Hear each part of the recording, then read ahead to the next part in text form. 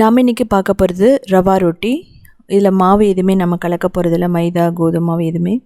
ரொம்ப ஹெல்தியானது. அதுக்கு முதல்ல சிரோட்டி ரவை எடுத்துக்கலாம். நம்ம 1.5 கப் சிரோட்டி ரவை எடுத்துக்கலாம். உப்பு தேவையான அளவு போட்டுக்கலாம். அதுக்கப்புறம் ஜீரகம், வெங்காயம், பச்சை மிளகாய், இஞ்சி, கருவேப்பிலை, கொத்தமல்லி, அதுக்கப்புறம் கேரட், கேப்சிகம் எல்லாம் நம்ம போட்டுக்கலாம். நீங்கள் இதில் வந்து தேங்காய் கூட துருவி போட்டுக்கலாம், ரொம்ப நல்லாயிருக்கும். நான் இதில் வந்து 1/2 டீஸ்பூன் பெருங்காயம் போட்டிருக்கேன். இப்போ ரொம்ப ஃபைனாக சாப் பண்ணி வச்சது கேப்சிகம், கேரட், இல்லைனா நீங்கள் கேரட்டை துருவி கூட போடலாம். இதுக்கப்புறம் தயிர் பார்த்திங்கன்னா, ஒரு புளிச்ச தயிர் ஒரு 2லேருந்து 3 டேபிள் ஸ்பூன் போட்டுக்கலாம். இதை முதல்ல நல்லா மிக்ஸ் பண்ணணும். இதில் பார்த்திங்கன்னா நீங்கள் வந்து கேப்சிகத்தை நீங்கள் வந்து முட்டைக்கோஸ் வந்து நல்லா துருவி போடலாம். இதுக்கப்புறமா நம்ம தண்ணி கொஞ்சம் கொஞ்சமாக ஊற்றி ஒரு நல்ல சாஃப்டான டோ மாதிரி நம்ம பண்ணணும். அதாவது என்னென்னா, ஓரளவுக்கு ஸ்டிக்கியாக இருந்தால் கூட ஓகே, நோ ப்ராப்ளம். நீங்கள் அது மாதிரி டோ ரெடி பண்ணதுக்கப்புறமா நம்ம ஒரு 10 நிமிஷம் அப்படியே வச்சிடலாம். இல்லை இமீடியேட்டாக கூட நம்ம அந்த ரொட்டியை வந்து தட்டி எடுத்துடலாம். இதுக்கு ஸ்பெஷலாக வாழலையோ பிளாஸ்டிக் பேப்பரோ எதுவுமே நமக்கு தேவையில்லை தட்டுறதுக்கு. டைரெக்டாக அயன் தோசை தவலை போட்டு நம்ம அப்படியே தட்டிடுவோம்.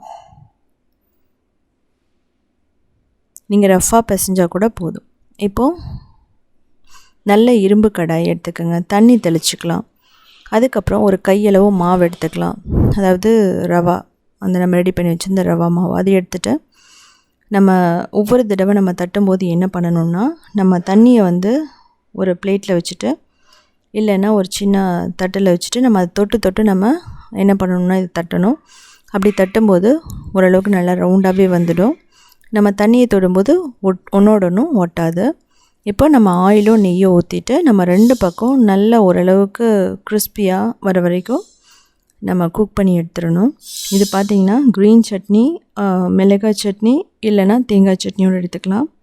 ஸோ 2வது எப்படி பண்ணுறதுன்னு சொல்லி காமிச்சிருக்கேன் பாருங்கள். மார்னிங்கோ இல்லை வந்து டின்னரோ, பிரேக்ஃபாஸ்ட் டின்னர் எதாக இருந்தாலும் நம்ம இன்ஸ்டண்ட்டாக பண்ணிடலாம். இதுக்கு இது ஊற வச்சு அரைச்சி ரொம்ப நேரம் மாவு வந்து பிசைஞ்சு அப்படியெல்லாம் எதுவுமே கிடையாது. ஸோ நீங்கள் நெய் போட்டுட்டிங்கன்னா டேஸ்ட் இன்னும் நல்லாயிருக்கும். ஸோ இதை செஞ்சு பார்த்துட்டு எப்படி இருந்துச்சுன்னு சொல்லிவிட்டு கமெண்ட் பண்ணுங்கள்.